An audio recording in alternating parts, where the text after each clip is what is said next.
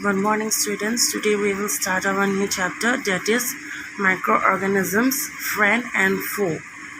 Do you know what is the meaning of foe? Foe means enemy. Here, basically, we will study about what is microscope and types of microorganisms and microorganisms that are exist around us. Now, look at the picture. Now, here there is one question. Look at the picture given below. Can you tell what was happened to the slice of bread? In this slice, is this slice edible now? Why? Write the answer in the space provided. So you write it down in your copy, school copy, and show it to me. So let's start our chapter. There are many different types of organisms on earth. Some are very large, some very small, and some which cannot be seen with our naked eyes. These tiny organisms are called microbes or microorganisms. These are living organisms that cannot be seen with our eyes unless we take the aid of a magnifying tool like a magnifying lens or a microscope. The study of microorganisms is called microbiology. So we all know that there are different types of organisms on earth, and what we had come to know, some are very large, some are very small, and some are so tiny that we cannot see through our naked eyes. These tiny organisms are called microorganisms or microbes. These are living organisms that cannot be seen with our eyes. To see them, we need the help of a magnifying tool such as lenses or a microscope. And the study of these microorganisms is called the microbiology. Now, what is microscope? The instrument that is used to see microorganisms is called a microscope. It uses lenses to make smaller objects appear larger. The object to be viewed under a microscope is referred to as the specimen. What is specimen? The object which we place under microscope, which to be viewed, is called the specimen.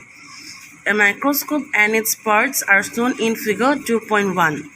Now you draw a microscope in your class copy and show it to me and label it as in the figure 2.1. A thin sheet of glass called microscopic glass is used to hold a small piece of the specimen. A second, much thinner sheet of glass called cover slip is placed over the sample.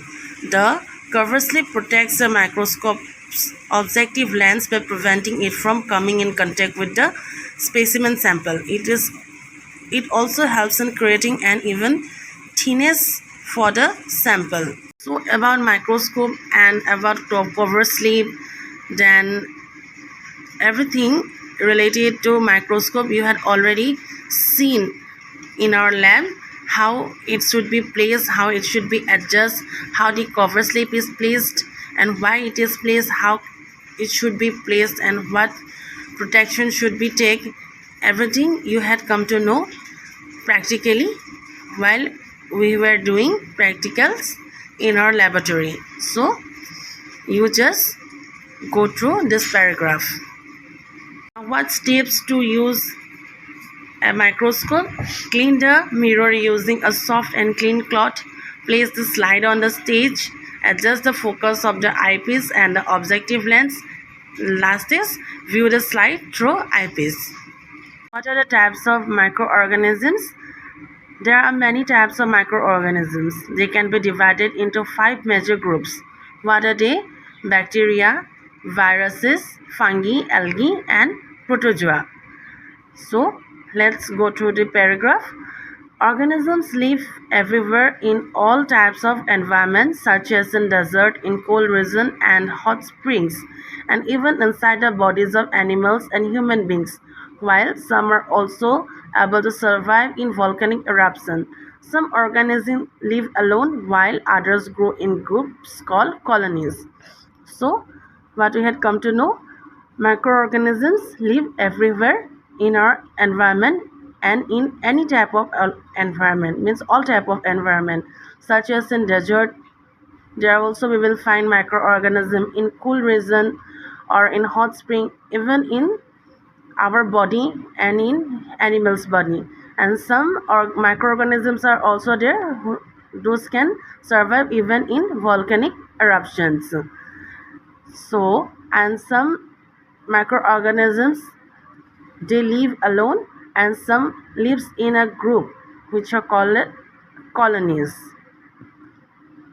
Now what is bacteria? They are the amongst the simplest and the oldest organisms. What we had come to know, bacteria are the simplest and the oldest organisms. Bacteria are unicellular organisms.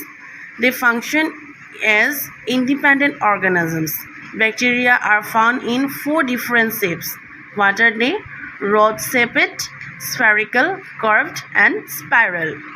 Here you go to the pictures that are given in your book. Now, what is viruses? They are the smallest organisms to be known.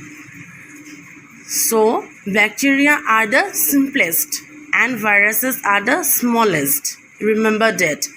They can be viewed only under an electron microscope, which is a high power microscope and can magnify up to 2 lakhs times. Viruses are difficult to classify as living or non-living. They remain active inside the body of living organism but are inactive outside the living body and do not show any signs of life. So, viruses are such a small creature that cannot be seen even in compound microscope.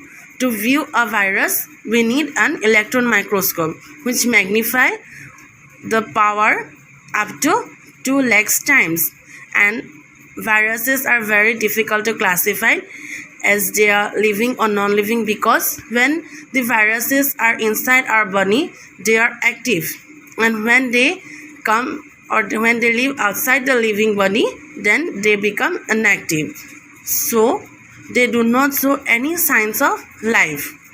They reproduce inside the cells of living organisms like plants, animals, and even bacteria. Tobacco mosaic virus (TMV) and human immunodeficiency virus (HIV) are the examples of viruses. The widely feared avian flu and swine flu are also caused by viruses. We already know that. Next is fungi. They are plant-like organisms that do not contain chlorophyll. For food, they depend on dead remains of plants and animals and therefore they are called saprophytes. Yeast and mold are the examples of microscopic fungi. Fungi are plant-like organisms, and even if they are plant-like organisms, they do not contain chlorophyll. So, to survive for food, they depend on dead remains of plants and animals. So, they are also called saprophytes. Yeast and mold are example of microscopic fungi. Next is algae. These are simple plant-like organisms. They have chlorophyll and can produce their own food by the process of photosynthesis.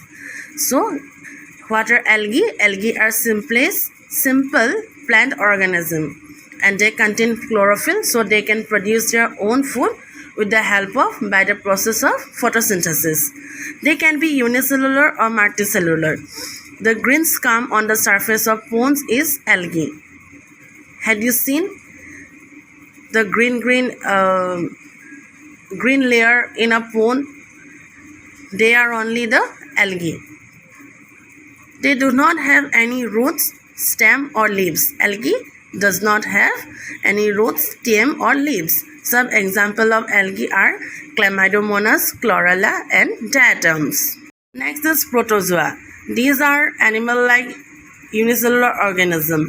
They live in water. They have organs to move around in water. Some are free-living and some are parasites that live in the bodies of other organisms like human beings. Some examples of protozoa are amoeba, paramecium and euglena. So what are protozoa? Protozoa are animal-like unicellular organisms and they live in water. They also have some organs to move around in water.